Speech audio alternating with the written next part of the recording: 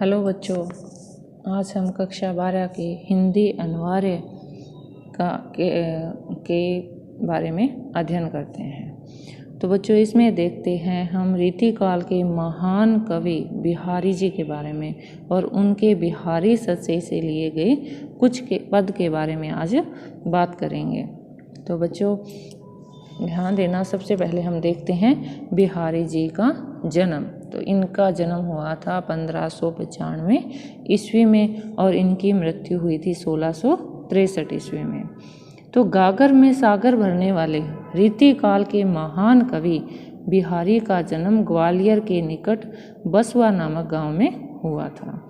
तो ये क्या है, रीतिकाल के सबसे महान कवि माने जाते हैं।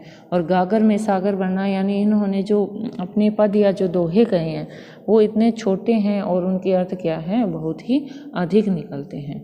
तो इनके पिता का नाम है केशव राय। उन्होंने आमेर के राजा मिर्जा जय सिंह के दरबार में पहुंचकर अल्प वयस्क का रानी के मुँह पास में राज कर्तव्य भूले राजा को एक दोहे के द्वारा सचेत किया था, यानी उसे अपने कर्तव्य की याद दिलाई थी। काव्य में पहुंचकर सचेत किया। काव्य पार के राजा ने उनका सम्मान किया, वह अपने दरबार में उन्हें सम्मानजनक स्थान दिया था। बिहारी ने सतसई की रचना की। कवि ने भक्ति, नीति, श्रृंगार, प्रकृति चित्रण, ज्योतिष एवं बहुआयामी ज्ञान पर आधारित दोहों की रचना कर अक्षय कीर्ति अर्जित की है। वे निम्बार्क संप्रदाय में दीक्षित हुए तथा राधा कृष्ण की उन्होंने भक्ति की थी। उनकी रचनाओं में उक्ति वैचित्र्य, अन्योक्ति, अर्थ गांभीर्य, अर्थ विस्तार, अलंकारिता तथा कल्पना की समाहार शक्ति का विलक्षण समावेश मिलता है। उनकी जो समाहार शक्ति है उसी कारण से उन्हें कहा जाता है कि सतसैया के दोहरे जो नाव के तीर, देखन में छोटे लगे लेकिन घाव करे गंभीर। तो उनके जो दोहे हैं वो इतने छोटे हैं, ठीक है, लेकिन दो पंक्तियों में है, लेकिन उनका जब अर्थ निकलता है तो उनके बहुत ही गंभीर और सबको अच्छे लगने वाले और अनेक अर्थ निकलते हैं। तो अब हम बात करते हैं भक्ति, नीति एवं श्रृंगार के दोहे, जो क्या है बिहारी के द्वारा लिखे गए थे। तो सबसे पहला दोहा देखते हैं बच्चों कि मेरी भव बाधा हरो, राधा नागरी सोई, जा तन की झाई परे, श्याम हरित दुति होई। तो भव बाधा यानी भव रूपी बाधा यानी संसारिक रूपी कष्ट। यहाँ पे रूपक अलंकार है, भव बाधा शब्द में क्या है, रूपक अलंकार है। हरो यानी दूर करो, नागरी यानी चतुर, सोई यानी वही, जा तन की झाई यानी झलक पड़ने से या परछाई पड़ने से, श्याम यानी श्री कृष्ण के लिए, हरित यानी हरि क्रांति वाले या खुश होना। तो अब देखो बेटा इसका अर्थ कि मेरी जो जितनी भी, यहाँ कवि क्या कह रहे हैं, नागरी यानी चतुर राधा से बात कर रहे हैं कि हे चतुर राधा, तुम क्या है मेरी जितनी भी सांसारिक कष्ट है उनको तुम दूर कर दो, उसी तरह से दूर कर दो जिस तरह से तुम्हारे तन की झाई यानी तुम्हारे शरीर की एकमात्र परछाई पड़ने से श्याम हरित दुति हुई, श्री कृष्ण के जो मुख है उसके ऊपर क्रांति या चमक या क्या है खुशी आ जाती है, उसी तरह से क्या है तुम मेरे सारे कष्ट दूर कर दो। इसका एक अर्थ तो बच्चों यह निकलता है, और ये क्या है, श्लेष अलंकार का उदाहरण है, इसलिए यहाँ इसका एक अर्थ और भी निकलता है। तो उसमें वो कहना चाहता है कि हे चतुर राधा, मेरी जितनी भी संसारिक कष्ट है उन्हें तुम उसी तरह से दूर कर दो जिस तरह से तुम्हारे शरीर की सुनहरी कांति पड़ने से श्री कृष्ण के जो शरीर का नीला रंग है उसकी कांति कैसे हो जाती है, हरे रंग की हो जाती है। तो उसी तरह से तुम भी क्या है मेरे कष्ट दूर कर दो। तो बच्चे जो इनके दोहे हैं उनकी भाषा कौन सी है, ब्रज भाषा है। तो जब आप विशेष लिखो तो विशेष में भाषा लिखोगे, ब्रज भाषा का प्रयोग किया गया है। और इस दोहे में दो अलंकार आ चुके हैं, एक तो है रूपक अलंकार और दूसरा है श्लेष अलंकार। तो ये दोनों अलंकार तुमको ध्यान में रखने हैं। और व्याख्या जब आप पेपर में करते हो सप्रसंग व्याख्या, तो व्याख्या लिखने का वही तरीका रहेगा, सबसे पहले आप प्रसंग लिखोगे, फिर व्याख्या लिखोगे और अंत में विशेष लिखोगे। तो इसी क्रम में देखो बच्चों इसका दूसरा पद, दूसरा दोहा, तो पर यानी तुझ पर, वारो यानी न्यौछावर करना, उर्वशी, उर्वशी क्या थी, एक अप्सरा थी जिसे क्या है सबसे सुंदर माना जाता है।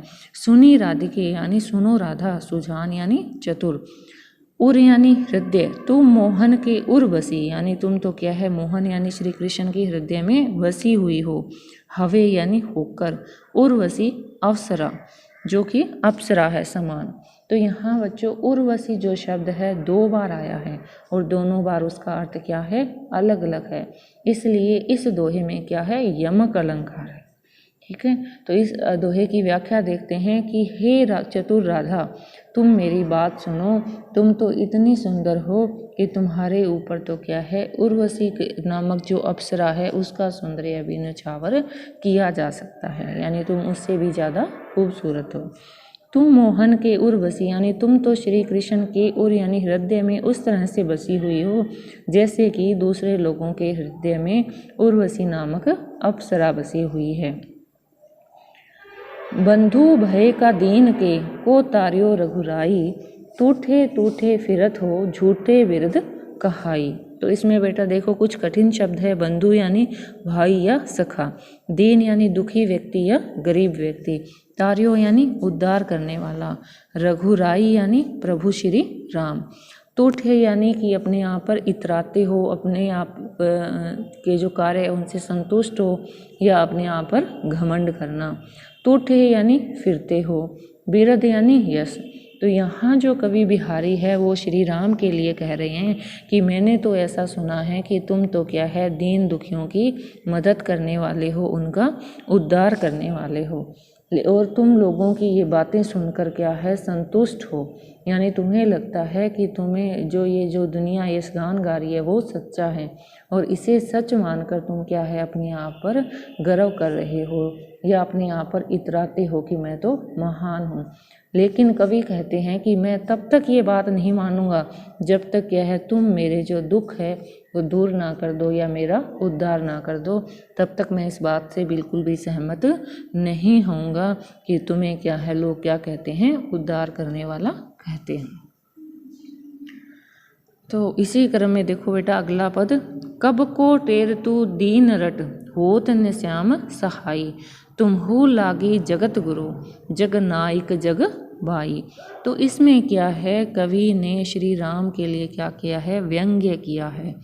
कब को यानी कब से, टेरतु यानी पुकार रहा हूँ, दीन रट यानी गरीबी की तरह या जो दुखी व्यक्ति है उसके समान, सहाई यानी सहायक हुए हो, तुम्हू लागी यानी तुम्हें ही, जगत यानी संसार की, जग नायक यानी जो कि जग की हवा है या जो संसार की हवा है। तो इसमें जो बिहारी कवि हैं वो प्रभु श्री राम के लिए कह रहे हैं कि मैं एक गरीब और दीनहीन की तरह अपने आप के उद्धार करने के लिए कब से तुम्हें पुकार रहा हूँ, लेकिन तुम तो क्या है मेरे इस काम में बिल्कुल भी सहायक नहीं हुए हो। तुम्हू लागी जगत गुरु, मुझे ऐसा लगता है कि तुम्हें भी हे जगत गुरु या जग का पालन करने वाले इस संसार की हवा लग गई है। इस संसार में कोई भी व्यक्ति किसी की किसी भी तरह से मदद नहीं करता है। उसी तरह से मुझे ऐसा लगता है कि तुम्हें भी क्या है ऐसी आदत हो गई है, तो तुमने क्या है मेरी पुकार को अनसुना कर दिया है, इस संसार की तुम्हें हवा लग गई है। तो इसमें क्या है व्यंग्य किया गया है कि तुम भी क्या है दूसरों लोगों की तरह, संसार के लोगों की तरह किसी दीन दुखी की मदद नहीं करना चाहते। या अनुरागी चित्त की, चित्त यानी मन, अनुरागी यानी किसी से प्रेम या स्नेह, गति यानी स्वभाव को समझे नहीं कोई, ज्यों ज्यों बूढ़े यानी जैसे जैसे डूबते जाते हैं, श्याम यानी काला रंग, त्यों त्यों वैसे वैसे उजलू होई, वैसे वैसे क्या है उजला यानी और ही ज़्यादा प्रकाशमान होता है। तो देखो बच्चों इसमें कवि बिहारी कहना चाहते हैं कि जो मेरा आपके प्रति अनुराग है, जो मेरा आपके प्रति जो प्रेम है, मेरी आपके प्रति जो भक्ति है, उसे क्या है आप समझ ही नहीं रहे हो। जैसे जैसे क्या है मेरा जो ये प्रेम का ये जो काला रंग है, यानी श्री प्रभु श्री कृष्ण के लिए जो मेरा प्रेम भाव है वो बढ़ता जा रहा है, वैसे वैसे मेरी जो भक्ति है और ही ज़्यादा उज्जवल या और भी ज़्यादा अच्छी होती जा रही है। तो देखो बेटा, इसमें दो विरोधी बातें कही जा रही है कि काला तो रंग है प्रेम का और वो और अधिक ज़्यादा उजला यानी सफ़ेद कैसे हो सकता है। तो इसके अंदर क्या है, विरोधाभास अलंकार है। यह अनुरागी चित्त की गति समझे नहीं कोई, यानी इस जो प्रेम है, जो कृष्ण के प्रति या भगवान के प्रति जो भक्ति है, इसके जो असर है, जो इसका प्रभाव है, उसको कोई भी समझना नहीं चाहता है। कृष्ण की भक्ति या भगवान की भक्ति तो ऐसी होती है कि उसमें आप जितने ज़्यादा डूबते जाओगे उतने ही ज़्यादा आपका उद्धार होता जाएगा। तो इसका ये दूसरा अर्थ भी यही निकलता है कि हमेशा क्या है, भगवान की इतनी भक्ति करो या किसी भी कार्य करो तो इतने लगन से, इतनी मेहनत से करो कि इसमें आपको सफलता मिल ही जाए। आगे देखो, भजन कहो ताते भज्यो। भजन करना यानी अपने प्रभु का भजन करना, अपने भगवान को याद करना। भज्यो ना एक बार। तो यहाँ कवि कहते हैं कि मैंने लोगों को समझाने की कोशिश की या अपने भगवान को याद करने के बारे में कहा कि उनका स्मरण करो, तो ऐसा तो उन्होंने एक बार भी नहीं किया। दूरी भजन जाते कहो। और जिन चीज़ों से मैंने दूर जाने को कहा, दूरी भजन या जिन बातों से, जैसे संसारिक जो माया मोह है, उससे मैंने उन्हें दूर जाने को कहा। सोते भजियो गवार। तो लेकिन क्या है, उसके अंदर उलझते ही चले गए। तो यहाँ पर बेटा यमक अलंकार है भी। एक बार तो होता है भजियो का अर्थ होता है भागना, यानी जो वचन करने के लिए कहा गया उससे दूरी बनाते गए। और दूसरा जो भजियो है उसका अर्थ है भगवान का स्मरण करना, यानी शब्द तो एक है लेकिन अर्थ अनेक है। तो यहाँ पर क्या है, यमक अलंकार है।